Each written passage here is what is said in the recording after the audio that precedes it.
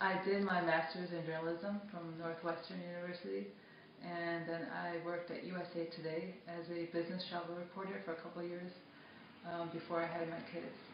And then when my kids got a little bit older, I wanted to go back into writing, but nothing too much, so I thought a blog would be a good idea where I can write whenever I had time. So I started writing about the 4 perfect women that we've been taught about as Muslims. The first one is Asiya. She's the foster mother of Moses. The second one is Mary. She's the mother of Jesus. Third one is Khadija, the wife of Muhammad. And the fourth one is Fatima, the daughter of Muhammad. May God's peace and blessings be upon them all. So I started writing, taking examples from their lives, whatever we have in the Quran and from our history, and trying to apply what they did to our contemporary life or as a woman. And I think men can also learn from them. I talk about parenting a lot because I have 3 daughters, and I also write about activism a lot as a woman. During the Occupy movement, I was part of the Occupy here in Murfreesboro, and I also had my children involved in that.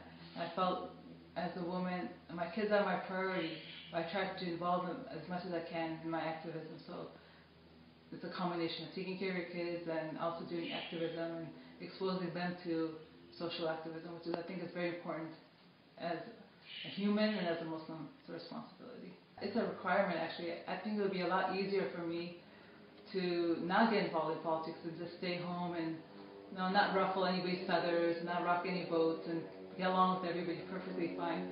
But it is my responsibility as a Muslim to speak the truth and to speak for justice and to help the oppressed in any way I can.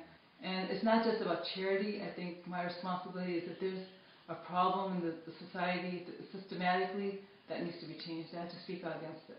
I've written one article that was called "Mosque is not a country club."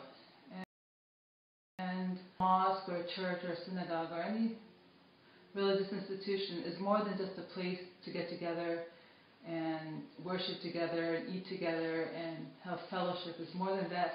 That is one step, and the goal of that is to get together and help the community. Wherever that mosque is, if I'm going to a mosque in Murfreesboro, I need to help the people in Murfreesboro, and that mosque should be the headquarters of Muslims, Christians, Jews, atheists. Anybody who wants to help the community can get together and plan how do we make this community better.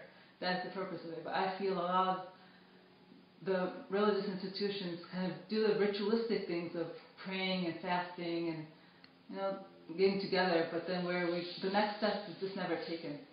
I've lost some friends. I think I get isolated sometimes because people don't agree with what I have to say. A lot of people like to go with the flow, and I like to go with the flow as long as it's flowing in the right direction. If it's not flowing in the right direction, I'm not going to go with the flow. I'm not always right, but at least I try to do what's right, even if that means ruffling feathers or because we're taught to speak the truth, and if you're taught that you have to speak the truth, then you have to do it. You can't just speak the truth when it's convenient. My name is Salina Khan, and as a Muslim, I believe in struggling for peace and justice for all.